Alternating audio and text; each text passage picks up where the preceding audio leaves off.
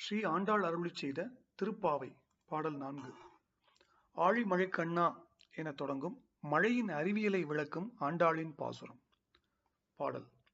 ஆழிமழை கண்ணா ஒன்று நீ கைகரவேல் ஆழியுள் புக்கு முகந்து கொட ஆர்த்தேரி ஊழி முதல்வன் உருவம் போல் மெய் கருத்து பாழியன் தோளுடைய பத்மநாபன் கையில் ஆழிபோல் மின்னி வலம்புரி போல் நின்று அதிர்ந்து தாழாதே சார்ங்கம் தொடுத்த சரமழை போல் வாழ உலகினில் பெய்திடாய் நாங்களும் மார்கழி நீராட மகிழ்ந்தேலோர் எம்பாவாய். திருப்பாவை பாடல் 4 உண்டான விளக்கம். கிருஷ்ணதேவராயருக்கு கோதையின் பெருமைகள் யாவும் கேட்க கேட்க சலிக்காததாய் இருந்தன. மன்னா, நம் வீட்டு பெண் பிள்ளைகள் குழந்தைகளாய் இருக்கிற போது விளையாட்டாய் நீ பெரியவளானதும் யாரை திருமணம் செய்து கொள்ளப் போகிறாய் என்று கேட்பதுண்டு இல்லையா? அப்படித்தான் விஷ்ணு சித்தரும் கோதையை கேட்டார். துளசி செடியின் கீழ் அவதரித்த நாள் முதலாய் அவள் கேட்டதும் பார்த்ததும் விஷ்ணு சித்தரின் நாம சங்கீர்த்தனத்தையும் நித்திய பூஜையுமே. அப்படி இருக்க அவள் நினைவில் அந்த கோவிந்தனை தவிர வேறு யார் தோன்றுவர்? அப்பா, அந்த கோவிந்தனைத்தான் திருமணம் செய்து கொள்ளப் போகிறேன் என்று தேனினும் இனிய மழலை குரலில் சொன்னாள் கோதை. அரியா வயதிலும் அவள் அரியை பற்றி பேசியதில் விஷ்ணு சித்தர் அகமகிழ்ந்தார். ஹரி என்பது இங்கு ஹரி பகவான். பிள்ளையின் சொல்தானே, மழலை மாறும்போது மனமும் மாறிவிடும் என்று நினைத்தார். ஆனால் நிலமகளில் விழுந்த விதை முளைக்காது போகுமா என்ன? அவள் வளரும் போது அவன் மீதான பிரேமையும் வளர்ந்து கிளைத்தது. அவனையே அவள் மனம் கிளையாக்கிக் கொள்ள துடித்தது. காலங்கள் ஓடின. வளர்ந்துவிட்ட கோதையிடம் வளர்ந்துவிட்ட பக்தி பாவம் கண்டு ஆழ்வார் அதிசயித்தார். கோதை, நீ யாரை திருமணம் செய்து கொள்ளப் போகிறாய் என்று திரும்பவும் கேட்டார். கோதை ஒரு கணம் தந்தையை உற்று பார்த்தாள். பின் புன்னகையோடு பதில் உரைத்தாள். ஏற்கனவே நான் சொல்லியிருந்ததுதான் அப்பா என் பதில். அந்த பெருமாளையே என் இறைவன், என் துணைவன் என்றாள். சரிதான், நீ சொல்லும் இறைவன் எவன்? அவனுக்கு ஏராளமான திவ்ய தேசங்கள், ஒவ்வொரு தலத்திலும் ஒவ்வொரு நாமம்.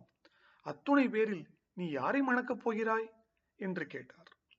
செந்தமிழ் பாக்களால் செவி நிறைக்கப் போகும் மகளின் சிந்தையோடு விளையாட விரும்பினார் சித்தர். கோதையோ, அப்பா, நீங்கள் ஒவ்வொரு தலமாக சொல்லுங்கள். எந்த தலத்து இறைவன் மீது என் உள்ளம் குவிகிறதோ அந்த தலத்து மறையவனையே நான் மணக்கிறேன் என்றாள். கன்று மடியில் முட்டியதும் பால் சுரக்கும் பசுவினை போல அந்த மாலவனின் நாமத்தை சொல்லச் சொன்னதும் சிந்தை மகிழ்ந்து அவன் பெருமை உரைக்கலானார் விஷ்ணு சித்தர். அதை கேட்ட கோதையும் தன் மனதில் ஒவ்வொரு பெருமாளையும் தரிசனம் செய்ய ஆரம்பித்தாள். கோதை, அடேங்க அப்பா, இந்த பாவை நோன்பில் இத்தனை பலன்களா என்று கேட்டாள். அதற்கு அவர், அதெல்லாம் மாதம் மும்மாறி மழை பொழிகிறதுதான், யார் இல்லை என்பது? என்ன, ஒவ்வொரு மழையும் கொசுத்தூரலாய் முடிந்து போகிறது. மண் வாசமும் உஷ்ணமும் எழுவதோடு சரி.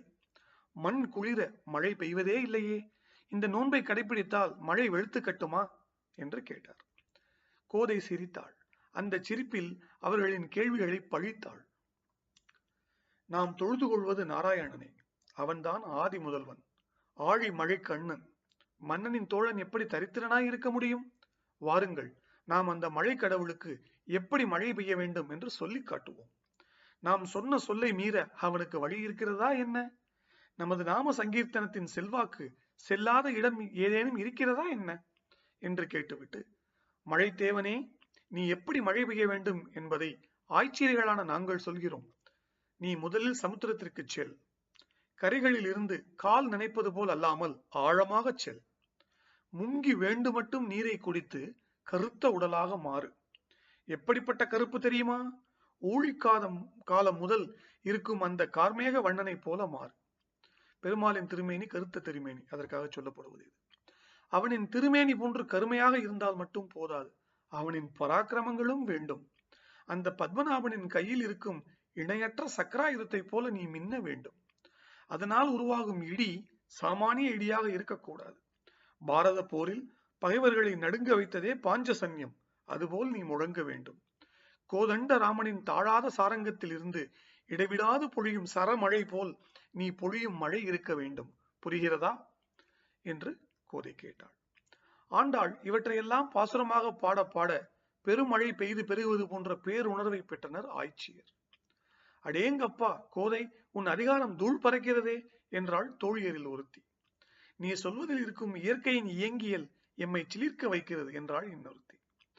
அதற்கு கோதை, என்னை போற்றியது போதும், வாருங்கள் மார்கழி நீராடி அந்த மாயவனை போற்றுவோம் என்று எல்லாரையும் அழைத்துச் சென்றாள்.